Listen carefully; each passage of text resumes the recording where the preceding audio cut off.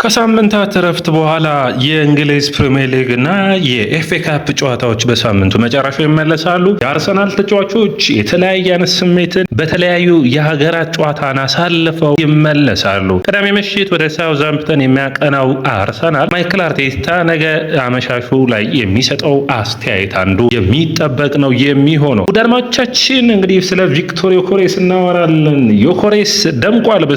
በስዊድን 4 ጎሎችን አስቆጥሯል።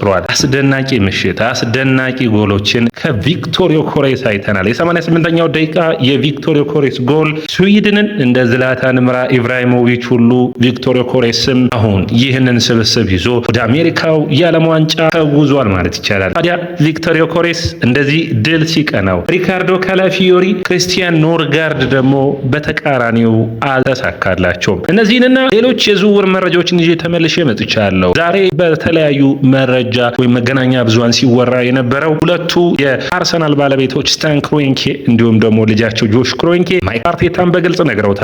በክረምቱ እንደባለፈው ክረምት ሁሉ አርሰናልን በተሻለ ደረጃ ቡድን ውስጥ ስብስቡን ለማሻሻል የምንሰራ ይሆናል፣ በሚገባም በጀት ይደጎማል ተብሏል። ይህ ማለት አርሰናል የአማካይ መስመሩ ላይ፣ የቀኝ መስመር ተመላላሹ ላይ፣ የግራ መስመር የአጥቂ መስመሩ ላይ እንዲሁም አጥቂ የማስፈረም እድላቸው ሰፊ ነው። ታዲያ ከአርሰናል ጋር ስማቸው የተነሳውን ተጫዋቾች የምናነሳ ይሆናል። ወደ አድማጮቻችን እነዚህን ሁሉ መረጃዎች የምታገኙበት ትክክለኛው ገጻችን የያያ ስፖርት ነው። ያያ ስፖርትን ላይክ፣ ሼር፣ ኮሜንት፣ ሰብስክራይብ ማድረጋችሁን አትርሱ። ስለ ቪክቶር ዮኬሬስ ስናወራ የአምና እንግዲህ በጣም የሚደነቅ በጎሎቹን ማስቆጠር ብቻ ሳይሆን በተለይ በስፖርቲንግ ሊዝበን አስደናቂ ብቃቱን አሳይቶናል። ምንም እንኳን በእንግሊዝ ሚዲያዎች ጫናዎች ቢያድሩበትም አሁንም ቢሆን ቪክቶር ዮኬሬስ በእያንዳንዱ ጨዋታ ለአርሰናል እየተፋለመ ይገኛል። ነገር ግን ያለፉትን ሳምንት ያክል በተለይ በአርሰናል የካራቦ ካፕ ዋንጫውን በማንቸስተር ሲቲን መቀማቱን ተከትሎ ቪክቶር ዮኬሬስ በሀገሩ ግን በስዊድን እንደ ጀግና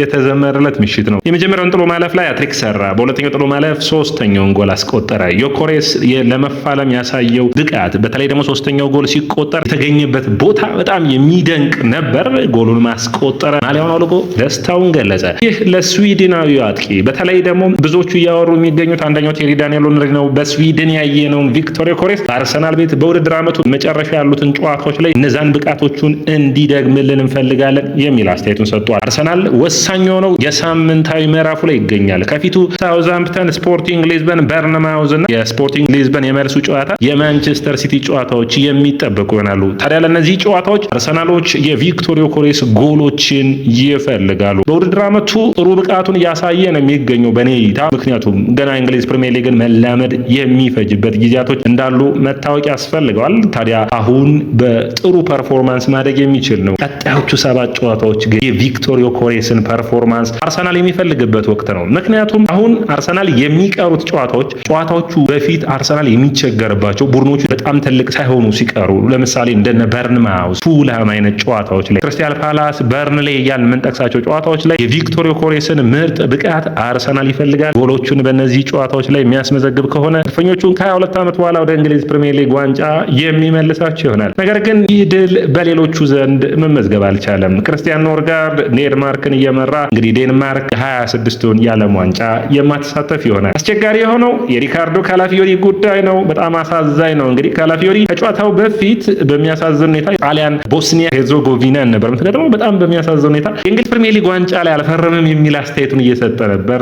ነገር ግን በሚያሳዝን ሁኔታ ካላፊዮሪ እንግዲህ በአስቶኒ ቀይ ካርድን ተከትሎ በፍጹም ቅጣት ምት የዶናሩማ የነ ካላፊዮሪ የነ ቶናሊው ጣሊያን ለ12ኛ ዓመት እንግዲህ የዓለም ዋንጫ ቀርታለች። በጣም አሳዛኝ የሆነ ሁኔታን የሚያሳይ ነበር። እንግዲህ በጣም አስቸጋሪ ነው ለጣሊያን ደጋፊዎች፣ አስቸጋሪ ነበር። የእንግሊዝ ሁለተኛ ጨዋታውን በጃፓን ስትሸነፍ እንግዲህ ቋሚ ሆኖ ተጫውቷል። ጥሩ ፐርፎርማንሱን ማሳየት ችሏል። ቤን ዋይት በእንግሊዝ ብሔራዊ ቡድን ያሳየው እንቅስቃሴ ወደ አርሰናል ማምጣት ያስፈልገዋል። ቲምበርን በሚቀጥሉ ጨዋታዎች ውስጥ ቤን ዋይት በሚገባ ማገዝ የሚያስፈልግበት ጊዜ የደረሰ ይመስለኛል። ሌላኛዎቹን ጨዋታዎች ማንሳት ያለብን ይመስለኛል። ሌላኛው ከ21 ዓመት በታች ቡድን ውስጥ ምርጥ ብቃታቸውን ያሳዩት ኢተን ንዋነሪና ስካሊ ነው። በተለይ ስካሊ ደግሞ ደምቆ ነበር። ወደ አድማጮቻችን የግራ መስመሩ ሲወራጭበት ነበር በሚገባ። በእግር ኳስ እንደ ስካሊ በተለይ ቶተንሃም ዴምቤሌ በጣም የሚያስገርም አይነት ቦል ኬሪንግ ካፓሲቲ ያለው አርሰናል በሳውዛምፕተኑ ጨዋታ አንደኛ ስካሊን ከኖርጋርድ ጋር አርሰናል በአማካይ መስመሩ ላይ አሰልፎ ማየት የሚጠበቅብን ይሆናል። ኦዴጋርድን በ10 ቁጥር ቦታ ላይ ዳውማንን በቀኝ በቀኝ በግራ ቦታ ላይ ማርቲኔሊን አይነት የተለያየ አይነት ታክቲኮችን እናያለን ተብሎ ይጠበቃል። ታዲያ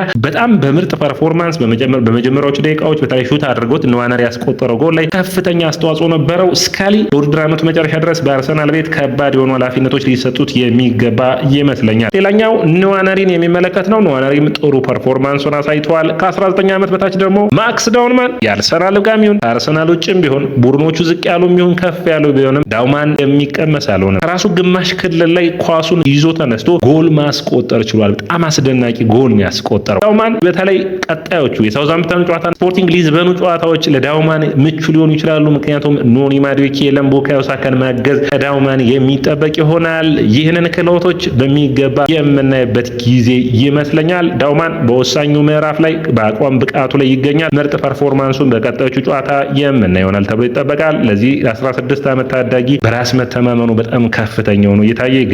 ሌላኛው መነሳት የሚጠበቅበት ገብርኤል ማርቲኔሊ ነው። በጣም ብራዚል ከክሮሺያ ባደረገችው ጨዋታ ላይ ሶስተኛውን ጎል ያስቆጠረበት አጋጣሚ በጣም የሚገርም ነው። ማይክል አርቴታ ያገባው ካርሎ አንቸሎቲ የተረዱት ነገር ግን በገብርኤል ማርቲኔሊ ላይ እንዳለ የሚታይ ነው። ማርቲኔሊን ወደ መስመር ከማውጣት ይልቅ ቀጥተኛ ሩጫዎችን የሚያደርግ ከአጥቂዎች ጎን የሚሰለፍ በ4-4-2 ከመጀመሪያው አጥቂ መለስ ብሎ የሚጫወት በጣም ማጥቃቱ ላይ የሚያግዝ አይነት ተጫዋች ሆኖ ያየነው ነው። ጎሎችን የሚያገኝበት እድሎችን የሚፈጥርበት መንገድ፣ ሁለቱን መስመሮች የሚያግዝበት መንገድ በጣም የተለየ ተጫዋች ሆኖ እየታየ ይገኛል። ገብርኤል ሄሱስ ለገብርኤል ማርቲኔሊ ያለውን አድናቆት በሚገባ መግለጽ ችሏል። በጣም አስደናቂ ከአርሰናል ስብስብ ውስጥ ካለ ነው በወሳኝ ምዕራፎች ላይ ምርጥ ብቃቱንና ያልገመቱ ነገሮችን አንዱ ሊያደርግልን የሚችለው ገብርኤል ማርቲኔሊ ነው የሚል አስተያየት ሰጥቷል። ነገር ግን ከአርሰናል አጨዋወት ይልቅ በካርሎ አንቸሎቲ ስር የተለየ ብቃት ነው ያሳየው። የተለየ ነጻነት ተሰጥቶት ተጫውቷል። ክርስቲያን ሞስኬራና ዴቪድ ራያ በስፔን ብሔራዊ ቡድን ምርጥ ብቃታቸውን ማሳየት ችሏል። ሌላኛው እንግዲህ መነሳት የሚጠበቅባቸው አንዱ አርሰናል በክረምት የዝውውር መስኮት በተመላላሽ ቦታ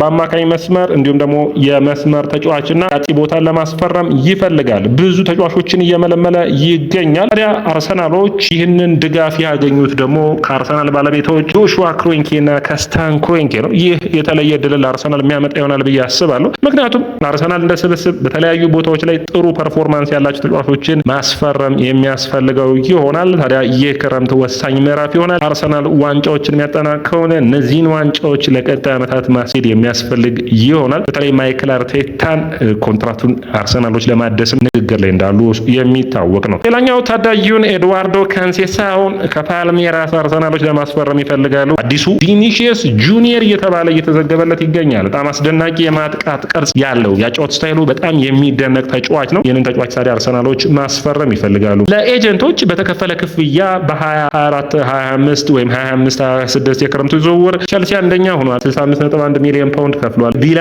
38.4፣ ሲቲ 37.4፣ ሊቨርፑል 33.9፣ አርሰናል አምስተኛ በ32.1 ሚሊዮን ፓውንድ ተቀምጧል። ይህንን ሁሉ ዝውውሮች ባለፈው የክረምት ያካሄደው አርሰናል ብዙ ገንዘብ መክፈል ሳይችል ነው ኤጀንቶቹ። ይህ አንዱ ትልቁ ስራው ነው ማለት የሚቻል ነው የሚሆነው። ሌላኛው እንግዲህ ሉዊስ ኤንሪኬ ይባላል። የምታውቁት ብዙዎቻችሁ በጣም ጥሩ ብቃት ያለው የብራዚል ብሔራዊ ቡድን በቀኝ መስመርም በግራ መስመር መሰለፍ የሚችል ተጫዋች ነው። እንግዲህ በጣም በሚደነቅበት ምን አይነት ብቃት አለው ካላችሁኝ በማጥቃቱ ረገድ ተጫዋቾችን የሚያግዝበት መንገድ በጣም ጥሩ ፐርፎርማንስ ያለው ተጫዋች ነው። ታዲያ ይህ ተጫዋች በአርሰናል ፍላጎት አለ። ነገር ግን አርሰናል ብቻ አይደለም ይህንን ተጫዋች የሚፈልገው፣ ብዙ ቡድኖች ይፈልጉታል። ተጫዋቹ ግን ገብርኤል ማጋሌስና ገብርኤል ማርቲኔሊን ጠይቄያቸዋለሁ፣ መሄድ የምፈልገው ወደ አርሰናል ነው የሚል ነው። በዜኒት እንግዲህ በአውሮፓ እግር ኳስ ማህበር ምክንያት ራሽያ ስለተቀጣች ዜኒትን እያየ ነው አይደለም። በዜኒት ግን ጥሩ ፐርፎርማንሱን እያሳየ እንዳለ መረጃዎች ያሳያሉ። አርሰናልን ባየር ሊቨርኩሰን በሚገባ ሲፈት ነው አንድ ተጫዋች አርሰናልን በሚገባ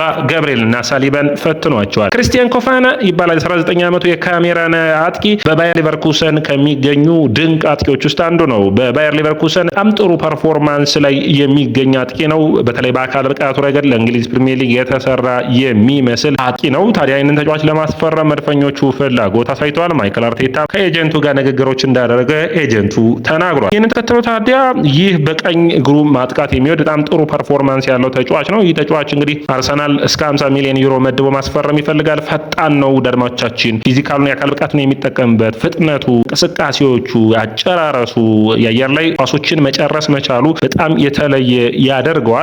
እንግዲህ ወጥነት አንዱ የሚጠይቅ ነው። በስፔን ሁለተኛ ዲቪዚዮን እየተጫወተ ነበር። በጣም በሚደምቅ ምልመላ ነው እንግዲህ ይህንን ተጫዋች ማምጣት የቻሉት ባየር ሊቨርኩሰኖች። አሁን ምርጥ ብቃቱን በምርጥ ፐርፎርማንስ እያሳየ ይገኛል። ከፍተኛ አቅም አቅም አለው። ፍጥነቱ፣ ኢንተንሲቲው፣ የአየር ላይ የመፋለም ብቃቱ ወደ አርሰናል መምጣት የሚችል ነው። በተለይ አርሰናሎች በአጥቂ መስመር ላይ ከሚሰለፉት አንዱ የሆነው ሃቨርትዝን የሚለቁ ከሆነ እንደዚህ አይነት ተጫዋቾች የሃቨርትዝን ቦታ መተካት የሚችሉ ቪክቶር ዮኬሬስ ጋር መፎካከር የሚችል አይነት ብቃት ያለው ተጫዋች ነው። ይህ ሊታሰብበት የሚጠበቅ ነው። አርሰናሎች የዚህ ተጫዋች ፈላጊ እንደሆኑ ይታወቃል። ውሳኔው በሚቀጥሉት ጊዜያቶች የሚታወቅ ይሆናል። ሌላኛው እንግዲህ አርሰናል ጋር በተያያዘ የሚነሳው ሊቨርሜንቶ ነው። አርሰናሎች ሊቨርሜንቶን ለማስፈረም ፍላጎት አላቸው። ተጫዋቹም ወደ ለንደን መምጣት ይፈልጋል።